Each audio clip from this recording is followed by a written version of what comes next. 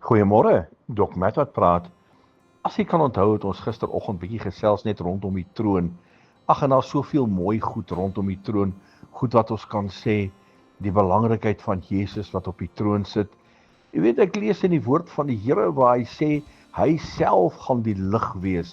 Met ander woorde, uit hierdie troon uit hom uit, hierdie groot God gaan na lig skyn om die hele nuwe Jerusalem te verlig. En dan sê hy, onder sy troon gaan daar 'n stroom van lewende water uitvloei. En hierdie lewende water is water wat ons gaan drink en ons gaan nooit weer dors hê nie. Lewende water wat onder sy troon gaan uitvloei.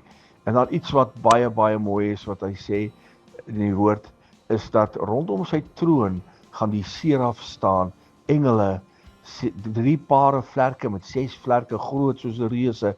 Dan gaan hulle staan, dan gaan hulle vlerke waai en dan gaan hulle roep, heilig, heilig, heilig is die lam van God. En dan gaan hulle uitroep, koning van konings, my grote God.